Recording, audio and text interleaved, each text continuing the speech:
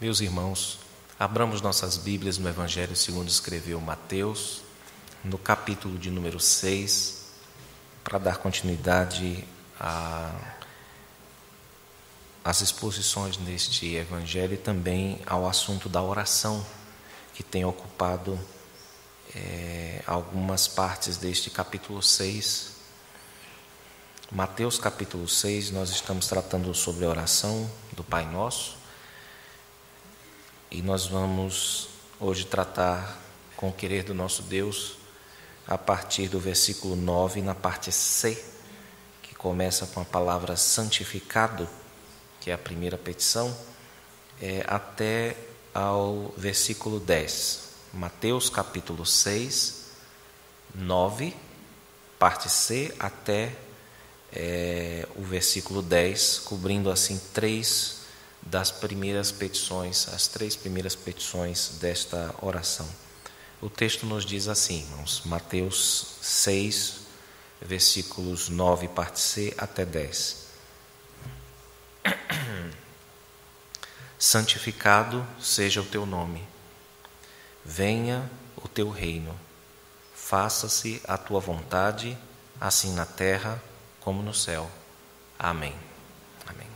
Jesus está, como eu disse, nos ensinando a orar desde o versículo 5 deste capítulo, e nós estamos tratando da mais famosa oração cristã, que é o Pai Nosso.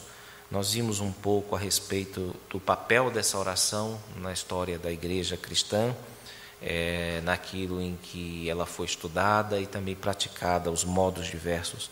Nós vimos a introdução desta oração, e nós aprendemos com a primeira palavra, irmãos, que este salmo, aliás, esta oração, ela exprime um ato de confiança e de esperança em Deus, porque ela não começa aqui com a lista de problemas. Ou seja, nós somos ensinados por Cristo a não nos achegarmos a Deus trazendo os nossos problemas no sentido verbal, né? Nós temos, sem dúvida alguma, nossos problemas e levamos a Ele. Mas a oração nos ensina a começar pela solução. A solução aqui é Pai. Deus é o nosso Pai. E esse aí tem que ser o conceito principal, quando nós vamos nos aproximar de Deus, é que nós devemos começar já com essa solução, que é a paternidade de Deus. Então, seja qual for o seu problema, o nosso problema, fale com Deus como Pai, porque é assim que Ele ajuda seus filhos. Esse é um ponto vital para a compreensão do Pai Nosso, irmãos. No entanto, nós vimos que para que isso aconteça,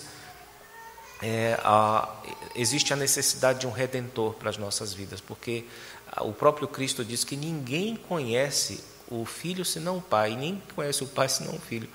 E Ele diz, ninguém conhece o Pai senão o Filho e aqueles a quem Ele quiser revelar. Então nós precisamos de um Redentor, nós precisamos receber a Cristo como nosso Salvador em nosso coração, e também nós precisamos confessá-lo com os lábios, porque aqueles que recebem a Cristo recebem junto com isto o poder de serem feitos filhos de Deus, são aqueles que creem no seu nome. Essa oração não só nos encoraja pessoalmente, irmãos, nós estamos tratando apenas das duas primeiras palavras, né?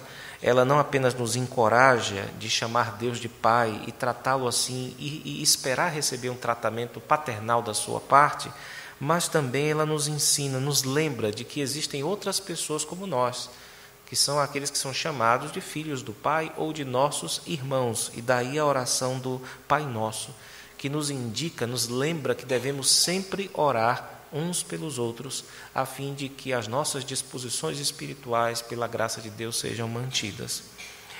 Foi até aqui que nós vimos, irmãos. Agora, eu chamo a atenção dos irmãos para a sequência, essas três petições iniciais. Nós temos 6 petições. As petições são: santificado seja o teu nome, venha o teu reino e faça-se a tua vontade, assim na terra como nos céus. Primeiro vejamos a santificação do nome. Santificar, irmãos, significa isolar ou separar para um propósito santo, consagrar, é como nós dizemos também. Isso indica aqui nesse contexto que nós devemos separar o nome de Deus a todas as outras, ou de todas as outras noções falsas que nós temos. Os irmãos sabem que no universo existem tantos deuses, muitas vezes, quanto os homens que neles acreditam, não é? Nós temos, de fato, esse fenômeno de que todo mundo tem um Deus. Mesmo que ele não reconheça e não chame aquilo de Deus, todo mundo tem uma lealdade última, um fim último para a sua existência, ao qual ele adora, se curva, é guiado por ele. Então, nesse sentido, existem muitos, milhares e milhares de deuses, de invenções da cabeça humana, da imaginação humana neste mundo, irmãos. Então, nós somos chamados aqui, pela graça de Deus, a separar o nome de Deus de qualquer outra noção falsa, errada, errônea, que possamos ter sobre ele. E isso, vejam, visa o nosso bem, unicamente o nosso bem, porque Deus é eterno, Deus é imutável, Deus é perfeito, e ele nada sofre com o que as pessoas pensam a respeito dele. Deus continua sendo aquilo que ele sempre foi e sempre será. Agora, isso tem consequências, naturalmente, para a vida daqueles que têm ideias erradas a respeito de Deus. Daí ser vital para a nossa alma, meus irmãos, reconhecer a Deus como ele próprio se revelou. Então, quando nós vemos Deus salvando alguém ou um povo, nós devemos chamá-lo de bom. Foi assim que ele se revelou, não apenas no ato, mas nos modos como nós devemos chamá-lo. Quando Deus, por exemplo, pune alguém, ele deve ser visto como justo, como alguém que fez no certo, fez aquilo que ele entendeu que devia ser feito. Quando Deus perdoa, ele deve ser chamado de misericordioso e não de outro nome que nós tenhamos talvez aprendido, mas não da palavra de Deus. E se Deus cumpre aquilo que ele promete, ele deve ser chamado de verdadeiro, ou de fiel, ou de cumpridor do seu pacto, irmãos. Então, em tudo, a glória do nome de Deus deve ser destacada, porque Deus opera em todas as áreas da vida, Deus atua em todas as áreas da vida, e é necessário que nós o chamemos pelo nome santo que ele tem, à medida em que ele se manifeste nas diversas áreas. Então, isso é importantíssimo para nós.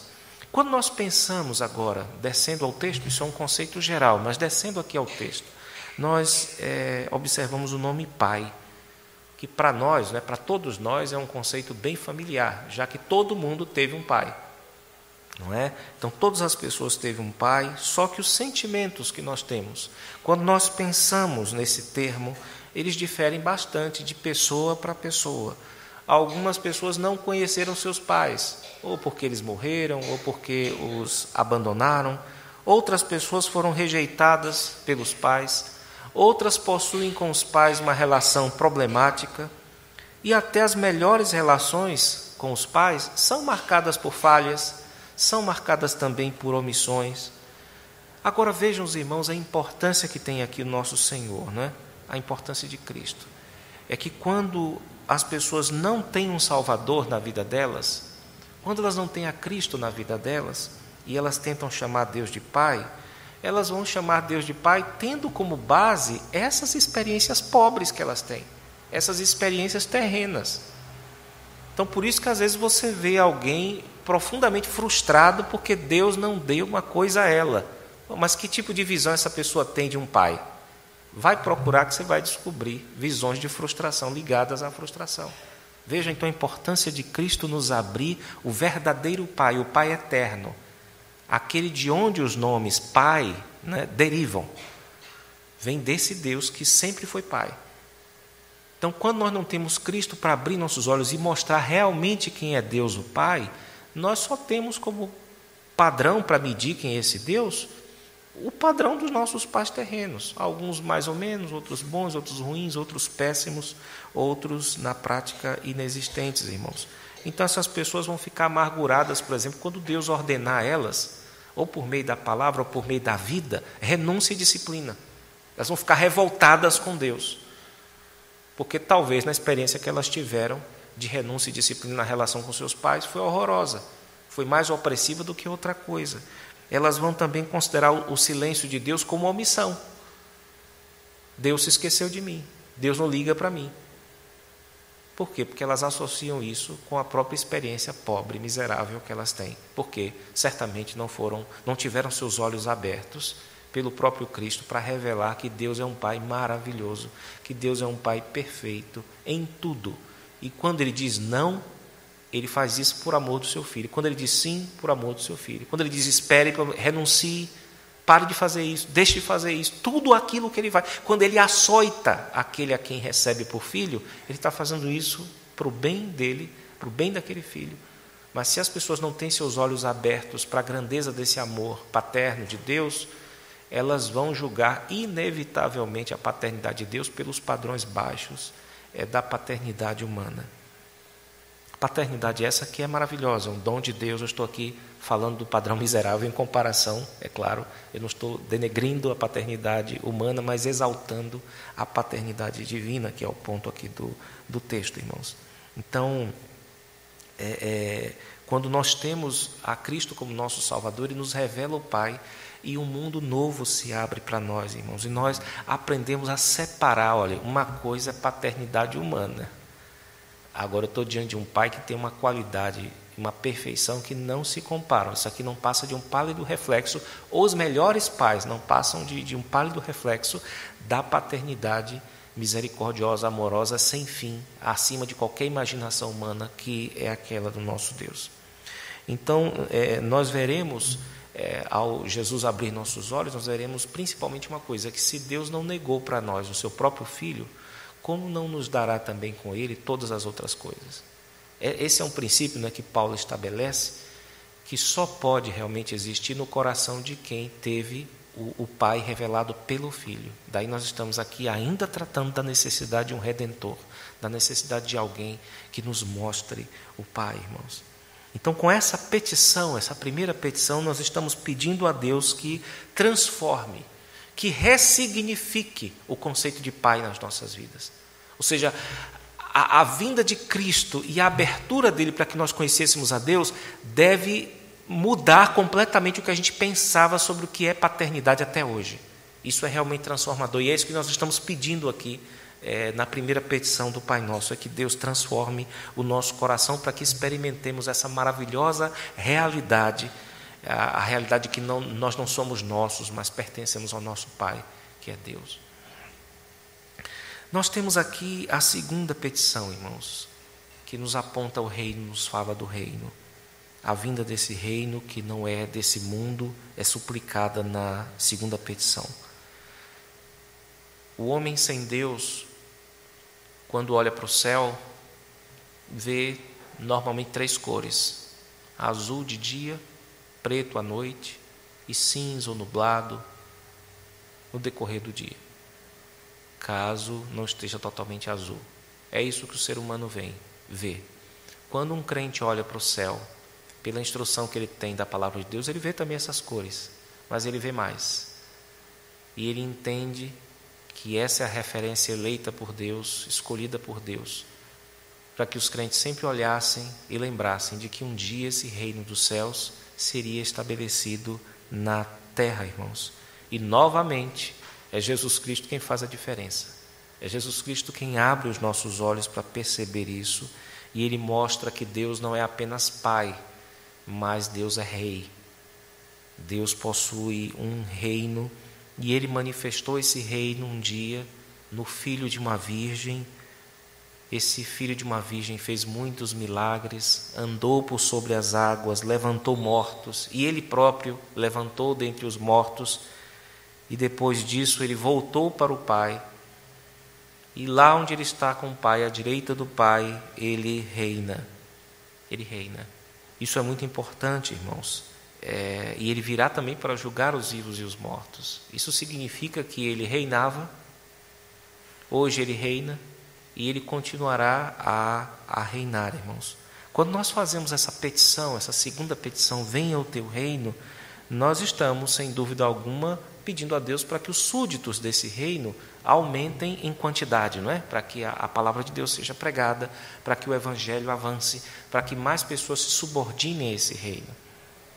Isso no sentido do coração das pessoas, mas isso não significa que Cristo não reine no mundo hoje, embora não reine pactualmente. numa relação pactual, mas Ele é quem manda neste mundo. Quando Ele quer estabelecer uma relação pactual com alguém, Ele faz isso, Ele estabelece.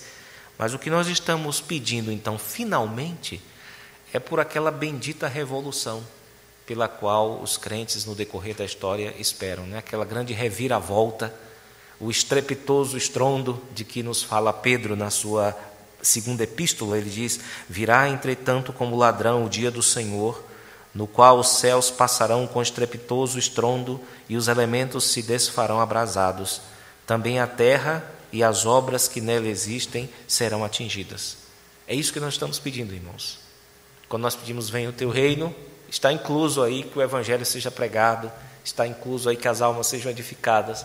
Mas o que a gente quer mesmo é que esse reino, que existe e é todo poderoso, mas invisível, torne-se finalmente visível a todos e seja estabelecido para sempre nessa terra.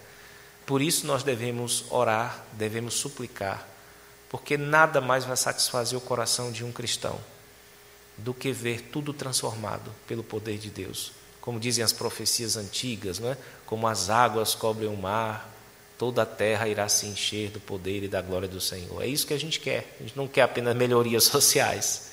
A gente quer que o reino de Deus, que já existe, que já está entre nós, se manifeste com todo o seu poder e visibilidade, irmãos. Venha o teu reino. E onde esse reino se manifesta, a terceira petição está ligada intimamente à segunda, né? Alcança-se também o propósito divino, que é que o santo querer de Deus seja estabelecido, irmãos. Ora, por natureza, nós, os seres humanos, somos inclinados a fazer a nossa vontade, ou a vontade daqueles de quem gostamos, né? Nossos amigos, nossos filhos, nossos irmãos. Mas aquele que conhece a Jesus Cristo também conhece a vontade de Deus, que nem sempre, e às vezes, quase sempre, é conflitante com a nossa vontade, não é, irmãos? E todo crente reconhece aquilo que o C.S. Lewis disse certa vez, o grande literato, né? É que finalmente só existem dois tipos de pessoas no mundo. Aquelas que dizem: seja feita a tua vontade, e aquelas a quem Deus diz: a tua vontade seja feita, faça do jeito que você quer. Quando a gente faz do jeito que a gente quer, a gente vai para o inferno. Quando a gente diz: seja feita a tua vontade, nós estamos a caminho do céu, porque Deus vai fazer a vontade dele. Isso não vai mudar em nada, você não vai mudar em nada os planos de Deus, mas vai fazer alguma diferença na sua vida, se você serve a Cristo como Judas ou como Jesus, não é? Fez diferença na vida deles. Para o plano de Deus, o plano de Deus continuou. Então, no final, esse assunto da vontade é de fato decisivo. Ou nós vamos fazer a vontade de Deus, ou Deus vai dizer: faça a sua então, faça do seu jeito. E realmente não é isso que a oração do Pai Nosso está propondo evidentemente o primeiro ponto, irmãos, que é: seja feita a tua vontade. E essa, reconheçamos, não é uma petição simples, não é. Porque se há uma dificuldade no ser humano, chama-se o mistério da vontade. E nós sabemos por experiência que renunciar a algo que amamos, algo com o qual nos apegamos, dói, é muito ruim, é muito difícil, equivale às vezes a uma amputação. É muito complicado de fato, irmãos. Seguir a Cristo é submeter a nossa alma, a nossa vida à realidade do propósito divino, que vai se cumprir de todo jeito, de qualquer jeito. E um cristão deseja isso, mas só que não deseja perfeitamente. Então há um desejo, mas o desejo não é perfeito. E poucos resumiram essa tensão dentro do cristão tão bem quanto um literato chamado Georges Bernanos, que fez essa oração. Ele disse: meu Deus, eu vos dou tudo de bom grado, somente não sei dar, eu dou como quem deixa tomar. Eu acho que todos aqui já sentiram um pouco isso, Deus como que abrindo carinhosa e firmemente os nossos dedos um a um para arrancar aquilo que nós temos dentro nas mãos, né? E que a gente não queria abrir mão. Não precisa ser pecado não, tá, irmãos? Basta ser uma coisa que Deus não quer para você especificamente, tá? Todo mundo já sentiu isso. Eu quero dar, mas ao mesmo tempo eu não quero. E o Bernardo captou bem: eu dou como quem deixa tomar. Vocês percebam que o Pai Nosso, nós estamos lidando aqui com uma oração bastante perigosa, né, em suas implicações, porque o que é que vocês pedem aqui? A gente pensa em geral no versículo 12 como sendo a parte perigosa do Pai Nosso. Se você não perdoar e tal, né, Deus não vai perdoar você. Então há essa questão de que olha o que é que você está orando, porque você está pedindo para Deus te tratar com relação ao perdão das dívidas dos outros, do mesmo jeito que você trata os outros. Então você tem essa pegada, não é? Só que você tem aqui mais perigos, digamos assim, mais implicações, porque muitos desafios, talvez enfrentados por você hoje na sua vida, estejam ligados a essa oração, a essa prece, essa cláusula que você falou para Deus aqui, seja feita a tua vontade. E agora você não lembra que você pediu isso e Deus está lá abrindo os seus dedos, tomando aquilo que você tem, e você não está ligando os pontos e não está percebendo que você está sendo desafiado pela resposta do próprio Deus à sua oração, irmãos. Até aqui, o que é que o Espírito de Deus nos ensina por meio da palavra, irmãos? Que nós precisamos de um Salvador que nos revele a Deus como Pai. Nós precisamos de Cristo, porque sem Ele ninguém conhece a Deus, sem Ele ninguém pode chegar a Deus. Nós precisamos de um Pai que seja de uma qualidade diferente dos demais e a partir de quem nós julguemos a paternidade dos outros, a paternidade que nós temos nessa vida. Um Pai também que reine sobre tudo e cujo propósito devemos nos submeter, a cujo propósito devemos nos submeter, nos sujeitar, irmãos. A Bíblia nos diz que dele procedem todas as coisas, por ele são todas as coisas e para ele igualmente são todas as coisas. Eu gostaria de encerrar essa pregação mencionando uma parte do credo apostólico que capta bem essa oração até aqui, porque ele nos fala sobre um Deus que é Pai e que também é Rei. E com ela eu encerro esta pregação com esta parte do credo. Creio em Deus Pai, Todo-Poderoso Criador do céu e da terra.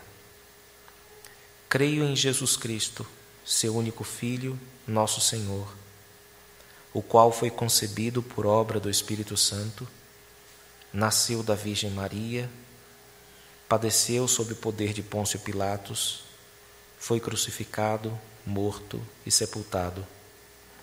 Desceu ao Hades, ressurgiu dos mortos ao terceiro dia, subiu ao céu, está assentado à direita de Deus Pai Todo-Poderoso, de onde há de vir para julgar os vivos e os mortos. Que Deus nos abençoe e guarde sua palavra em nossos corações. Amém.